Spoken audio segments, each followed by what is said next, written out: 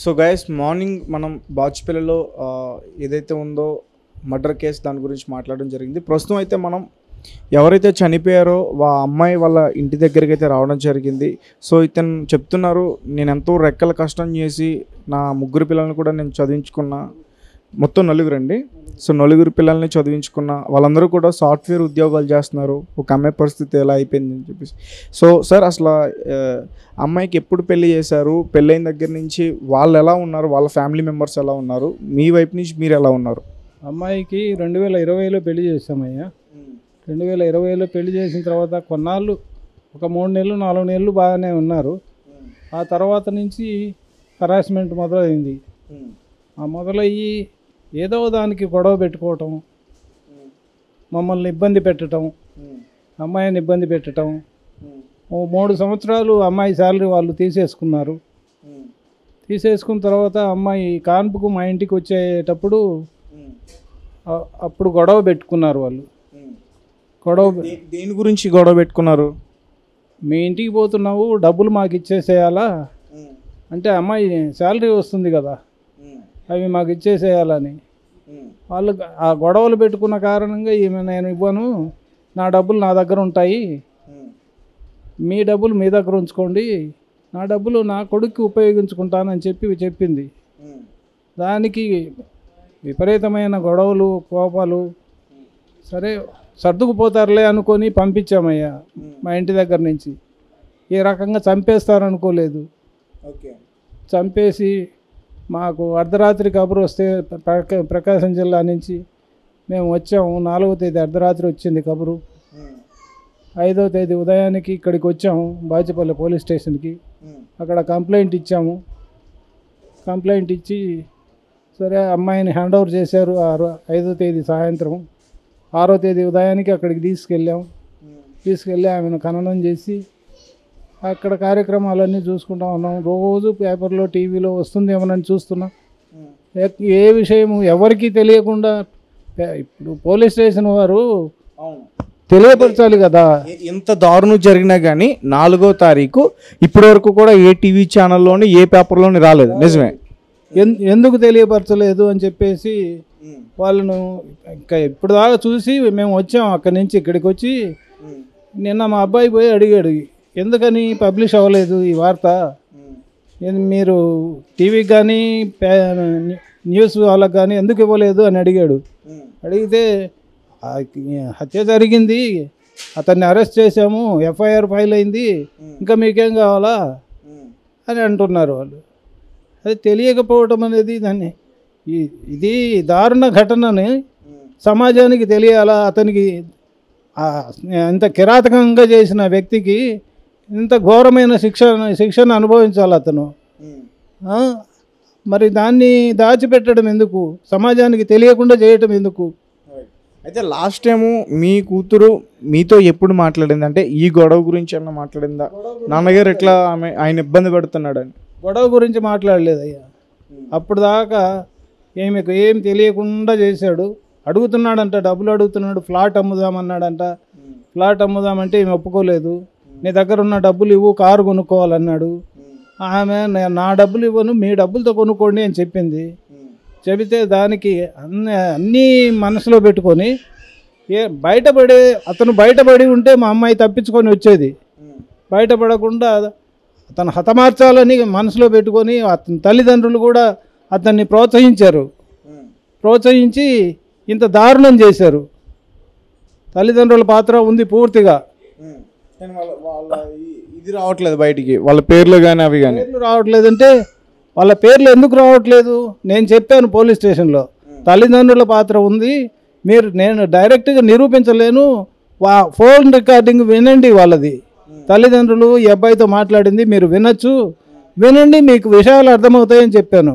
నేను చెప్పిన మాటలు ఏవి కూడా అందులో రాయలేదు వాళ్ళు, పోలీసు వాళ్ళు. చిన్న చిన్న గొడవలు అని చెప్పి రాశారు. అది కూడా మరి పేపర్కి ఇవ్వాలా, టీవీ ఛానళ్ళకి ఇవ్వాలా కదా. పోలీసు వాళ్ళు ఎందుకు ఇవ్వలేదంటే దాంతో అవసరమే ఉంది మీకు అంటున్నారు వాళ్ళు. అది మరి అవసరమో అనవసరమో అది వాళ్ళకు తెలియాలి, మరి సమాజానికి తెలియాల్సిన అవసరం ఉంది కదా. ఈ దారుణ ఘటనను మేము జీర్ణించుకోలేకపోతున్నామయ్యా. చాలా కష్టంగా ఉంది. మా అమ్మాయిని మర్చిపోలేము. ఆ? నా మనవడిని ఎలా పెంచాలా అని బాధపడుతున్నా నేను. ఇప్పుడు నా కూతుర్ని 22 సంవత్సరాలు పెంచితే ఆమె ఒక పౌరురాలిగా, ఒక ఉద్యోగస్తురాలిగా నిలబడింది. ఈ అబ్బాయికి ఇప్పుడు సంవత్సరంన్నర. అంత వయసు మాటలు కూడా రావు. అంత వయసు వరకు పెంచితే కదా వాడు సమాజంలో నిలబడేది. పెంచడం అంటే ఎంత కష్టమో వాళ్ళకి అర్థం కాలేదు. సులువుగా చంపేశారు. ఆమె ఉంటే ఆమె కొడుకును ఆమె చూసుకునేది. నా కొడుకుని డాక్టర్ను చేస్తాను నానింది నాతో. అంత ఆశలు పెట్టుకున్న అమ్మాయిని చంపేసి అర్ధరాత్రి పోలీసుల ద్వారా మాకు విషయాన్ని పంపిస్తారు. అంటే ముందు నుంచి కూడా అమ్మాయి చాలా వేధింపులు గురవుతూ ఉంది. మీకు చెప్పింది, మాకు కొన్ని చెప్పింది పూర్తిగా. ఎందుకంటే అన్నీ చెబితే కాపురాలు పోయి మళ్ళా సర్దుకుపోలేము అని చెప్పి మనసులో పెట్టుకొని అక్కడికి పంపించేటప్పుడు కూడా అమ్మాయి ఏమైనా ఇబ్బందులు వస్తాయేమో వద్దులే నాన్న అని చెప్పి అన్నాను నేను. అంటే నాన్న నేను చూసుకుంటానులే, మేనేజ్ చేసుకుంటానని చెప్పానింది. ఇట్లా దారుణంగా చంపేస్తారని అనుకుంటే నేను ఎందుకు పంపిస్తానయ్యా? నేను పంపించి నా కూతుర్ని పోగొట్టుకొని నేను జీవించాలన్నా? నా కళ్ళ ముందు పిల్లలు. ఈ బాధను ఎన్ని రోజులు భరించాలా నేను? అసలే లంగ్ క్యాన్సర్తో బాధపడుతున్నా. అవును, ఇంత వేదన పెట్టాడు నాకు. అతన్ని ఏ రకంగా శిక్షిస్తారో మరి. ఇప్పుడు ఆ అబ్బాయి పరిస్థితి ఏంటి? అబ్బాయి మీకు హ్యాండ్ ఓవర్ చేశారు కదా? హ్యాండ్ ఓవర్ చేశారు. మా దగ్గరే ఉన్నాడు అబ్బాయి. ఎవరు హ్యాండ్ ఓవర్ చేశారు అబ్బాయిని? పోలీసు వాళ్ళు. మా చిన్న అబ్బాయి ఫ్రెండ్స్ ఉంటే వాళ్ళని పంపించాము ఇక్కడికి. మేము అక్కడ ఉన్నాం కదా, అప్పుడు పంపించాము. వాళ్ళ హ్యాండ్ ఓవర్ చేశారు. మేము రాగానే వాళ్ళు మాకు తెచ్చి ఇచ్చారు అబ్బాయిని. కనీసం అబ్బాయి వాళ్ళ తండ్రులు కూడా ఆ మనవడిని గురించి కానీ ఆరాలు తీయడం కానీ ఎక్కడున్నాడని ఈ రోజు వరకు మిమ్మల్ని సంప్రదించడం అట్లాంటి కానీ అమ్మాయి చనిపోవడము మాకు బాధగా ఉందని చెప్పడం కానీ ఏ విధంగానూ మాతో సంప్రదింపులు లేవు. మనవడి గురించి ఏ విధంగానూ అడిగింది లేదు. వాళ్ళ ప్రయత్నాలు ఏమో చేసుకుంటున్నారు కానీ మమ్మల్ని పట్టించుకోలేదు. అంటే మొత్తానికి దీన్ని ఎలా చూడాలంటారంటే వరకట్నపు వేధింపులు అనొచ్చా? ఇబ్బందులు పెట్టాడు ఇంతకుముందు మీకు డైరెక్ట్గా ఏమన్నా ఫోన్ చేసి అడగడం కానీ మాట్లాడడం కానీ ఇట్లాంటివి ఏమైనా జరిగాయా? అమ్మాయినే అడుగుతారు మమ్మల్ని. ముందు తీసుకురా అని చెప్పి అమ్మాయినే అడుగుతారు. ఆమె మా నాన్న చాలా చిన్న ఉద్యోగం చేసి మమ్మల్ని పెంచి పోషించి పెద్ద చేశాడు. మా నాన్నగారిని ఇంకా అడిగి నేను బాధ పెట్టలేను, నేను వాళ్ళను ఇబ్బంది పెట్టలేను అని అంటే నీ జీతం ఇయ్యి అని చెప్పి తీసుకున్నారు. ఆమె జీతం అంతా తీసుకొని ఎక్కడికి మనిషికి సరిపోవడం. ఆశకు అంతుందా? అంతులేని ఆశ, అంత దురాశ పరులు. అంటే అన్ని రకాలుగా అమ్మాయిని ఇబ్బంది పెట్టారు. సార్ మిమ్మల్ని బాధించాలని కాదు, అతను ఎంత మూర్ఖంగా ప్రవర్తించాడంటే అమ్మాయిని కత్తితో చాలా దారుణంగా చంపేశాడు. కట్ చేసిన విషయాలు కూడా ఇప్పుడు చాలా వైరల్ అవుతున్నాయి. అంటే ఎంత భాగోతానికి అతను పాల్పడినా కానీ మీరు సంప్రదించవచ్చు కదా పోలీసులు వాళ్ళు. కాకపోతే మీరు వచ్చి బయట సంప్రదించుంటే ఈ విషయం వెలుగులోకి వచ్చి ఆ రోజు నుంచే ఫైట్ చేసేవాళ్ళం కదా. మేము సంప్రదించడానికి చెప్పాను కదా. నేనైతే అసలు మామూలు స్థితిలో లేను. నేను వ్యాధితో ఉన్నాను, పడిపోయిన పరిస్థితి నాది. ఏడ్చుకుంటూ అక్కడ కూర్చుంటే సంతకం పెట్టు మేము చూసుకుంటాంలే అన్నారు పోలీసులు. ఏ పోలీసు? బాచిపల్లె పోలీస్ స్టేషన్ ఎస్ఐ వాళ్ళు. సంతకం పెట్టు మేము చూసుకుంటాము, కంప్లైంట్ ఇయ్యి అని అన్నారు. కంప్లైంట్ కూడా వాళ్ళే రాశారు, సంతకం పెట్టించుకున్నారు. సరే వాళ్ళు చూసుకుంటామన్నారు కదా అని అనుకున్నాం. ఏ విధంగానూ ఇప్పటి వరకు పేపర్లో కానీ న్యూస్లో కానీ మళ్ళీ మీరు వచ్చి చెప్పేంత వరకు కూడా ఈ విషయం వెలుగులోకి రాలేదు.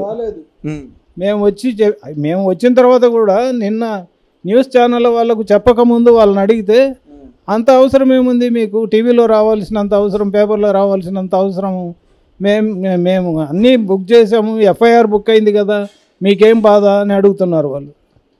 మరి వాళ్ళకి అలాగే సరిపోతుందేమో నాకు తెలియదు. అయితే ఇప్పుడు వాళ్ళు అక్కడ ఫ్లాట్లో ఉంటున్నారు కదా, ఆ ఫ్లాట్ వాళ్ళని కానీ అంటే మీరు ఏమైనా అడిగారా అసలు మా అమ్మాయి ఇక్కడ ఎట్లా ఉండేది? అబ్బాయి వాళ్ళు పోయి అంటే అమ్మాయి ఎలా ఉంది ఏం కదా అని అడగలేదు. వాళ్ళు ఆ ఫ్లాట్లో గ్యాస్ లీక్ చేశాడు. ఆ గ్యాస్ లీక్ చేసిన విషయము అపార్ట్మెంట్ మేనేజ్మెంట్ వాళ్ళు చూసి పోయి తలుపులు పగలగొట్టి చూసేసరికి అమ్మాయి చనిపోయింది. ఈ లోపల పోలీసులు వచ్చారు. పోలీసులు వచ్చి ఆ డెడ్ బాడీని మా పిల్లలు అదే మా అబ్బాయి ఫ్రెండ్స్ వాళ్ళు వస్తే వాళ్ళు తరలించారంట గాంధీ హాస్పిటల్కి. మేము వచ్చేసరికి గాంధీ హాస్పిటల్లో పంపించేశారు. ఓకే. పోస్ట్ మార్టం రిపోర్ట్స్లో ఏం తెలిసినాయి, ఎలాంటి విషయాలు తెలిసినాయి? పోస్ట్ మార్టం రిపోర్ట్ ఇంకా మా చేతికి రాలేదు. Right, okay sir.